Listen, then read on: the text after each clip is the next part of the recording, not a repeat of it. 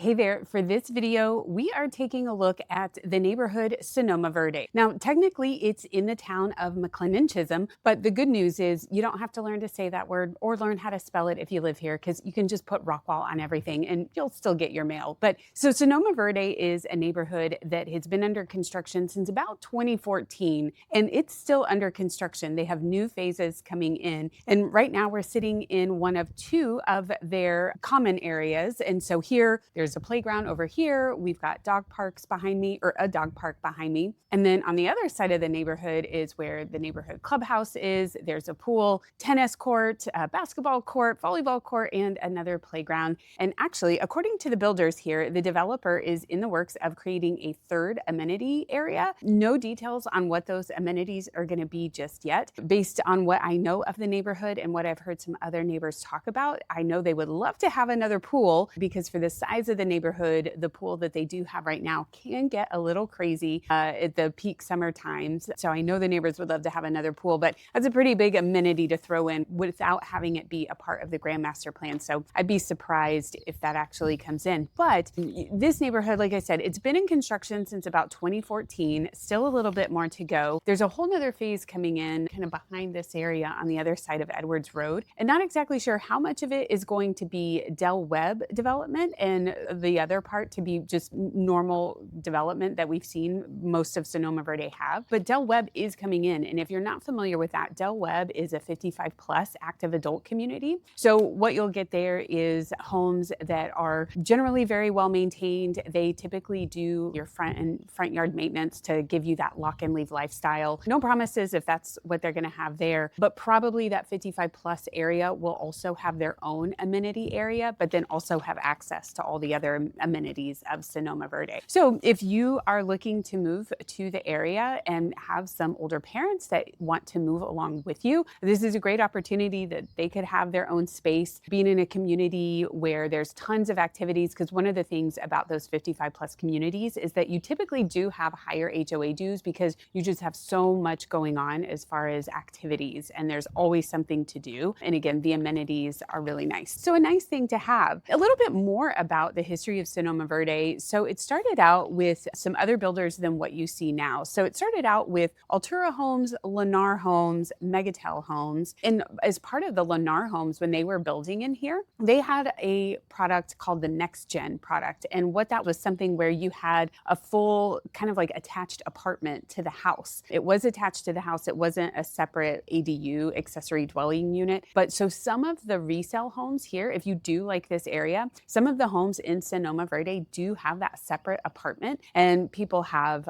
parents living in it. They have older kids living in it as they're starting to get their feet underneath them. Lots of different opportunities to be able to make use of that. Then also that who has come to the neighborhood as far as builders. So Altura, Lennar, and Megatel are no longer here. They've built out all of their lots, but now we have Highland Homes, Castle Rock Communities, Perry Homes, and Bloomfield Homes. And so about Sonoma Verde, one of the things that they've done probably in the last 5 years is they brought the community manager on site. And so down where the pool is, that is actually where the office is for the community manager, which is a nice thing to have, because in a lot of these HOAs, your HOA is managed separately by an association that, you don't really have a face to them, and getting somebody on the phone and getting questions answered, it's kind of hard to do. But here, you can just go down to the clubhouse, knock on the door, have a conversation, or even drop off your dues. So it's really nice to have that there. And they also have a lifestyle director, and that person's job is just creating events. What can they do? And some of the events, I had to make a list because they had so many. Some of the events that they've had here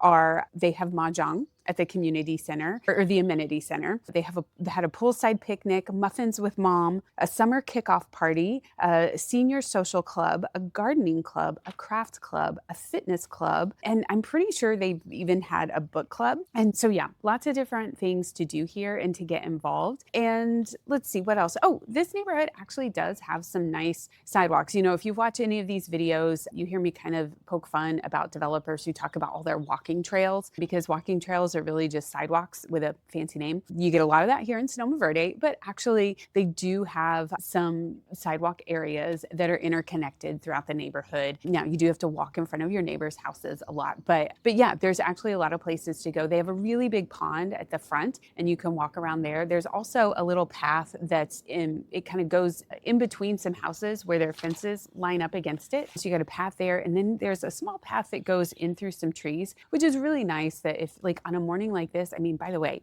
I could not ask for better weather for recording these videos. I was here last week trying to record this video and it was raining, it was gloomy. Like if you look at the Bloomfield Homes video and the Castle Rock video, I think I went ahead and did those videos, but it was raining, it was cold, it was gross. But today, oh my goodness, I mean, look, there is not a cloud in the sky. This is just gorgeous. And it feels, I mean, I think it's like 72 degrees outside, just a slight breeze. I mean, and it is early May. I think today is May 12th. So this is gorgeous. I would have this weather all day, every day. So anyway, I digress. But the walking trails are nice for days like this, where you could just go and walk and you could be gone for hours and not even know you were gone that long. Now, the important part about living in Sonoma Verde is how much is it? So Sonoma Verde does have a PID. So that is a public improvement district. And the PID amount is determined by the size of your lot. So the smaller lot sizes and the older lots have a smaller PID amount, and then the larger lot sizes, and then also with the newer lots, those have a higher PID amount.